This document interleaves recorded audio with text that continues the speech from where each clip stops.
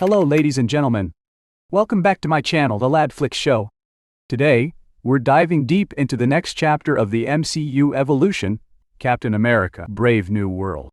From action-packed moments to major surprises, there's a lot to unpack. And stick with this video till the end, because I'll be break down the post-credits and end-credits scenes you definitely don't want to miss. Let's break it down. First things first, Brave New World kicks off with Sam Wilson fully stepping into his role as Captain America. The world is still adjusting to Steve Rogers' absence, and Sam is thrown into a web of political tension, secret experiments, and a dangerous global arms race over adamantium, a metal with ties to the X-Men universe. The USA, India, France, and Japan are all after adamantium, which is being extracted from the dead Celestial's body in the Indian Ocean. But things take a turn when President Thaddeus Ross is exposed to gamma radiation and transforms into the Red Hulk. One of the movie's biggest showdowns is Sam Wilson versus Red Hulk. Let's be real, how is Sam, without a super soldier serum, supposed to take on an unstoppable rage monster? The fight sequence is brutal, fast-paced, and one of the film's best moments. It shows Sam relying on strategy, agility, and his new high-tech vibranium wings, rather than brute strength.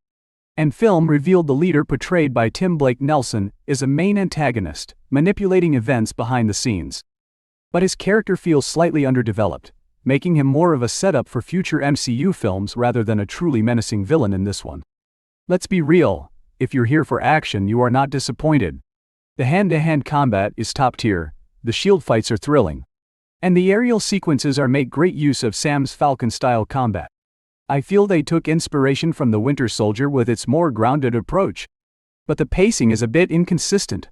The first half is tightly packed with tension and action, but the second half struggles with too many subplots. Like tying up loose ends from The Incredible Hulk and Eternal. You can feel the reshoots as they disrupt the movie's flow. I'm sure you will notice where changes were made at the last minute. And again, this movie does not just continue Captain America's story, it lays the groundwork for mutants in the MCU. The introduction of adamantium, and the political battle over its control, hints at the arrival of Wolverine and the X-Men. However, don't expect any direct references to Logan just yet. I think a major issue for fans after watching this film will be the lack of classic Captain America villains. The Serpent Society was cut down to just Sidewinder, and Cebra's role was minimized. This film does well in setting up Sam Wilson's future, but it misses an opportunity to bring in a strong, standalone Cap villain. Now, coming to the post-credits scene. If you want to avoid spoilers, I'd recommend coming back after watching the movie.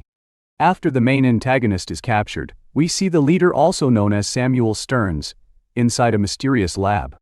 Sam Wilson arrives and the leader warns him about an impending multiversal threat, and this scene directly linking to Avengers: Doomsday and Secret Wars. An end credits scene. Unfortunately, Marvel cut the end credits scene, and trust me, it was a big one. Originally, a black-clad figure steps through the shadows at the Celestial's corpse site. As the camera zooms in, a single claw emerges from their hand, a clear tease for Wolverine's arrival. Yes, this was Wolverine tease. But due to duration issues, they scrapped it. So finally, Captain America: Brave New World is worth to watch? Absolutely. It's packed with action, strong performances, and exciting setups for the MCU's future. But at the same time, it feels like a movie that exists more to set up future events, rather than tell a complete, standalone story. So that's it for today's my spoiler-free review of the movie Captain America: Brave New World. What do you think? Are you excited to see this movie? Drop your thoughts in the comments below. Let's chat about it. And hey, don't forget to like, share, and subscribe.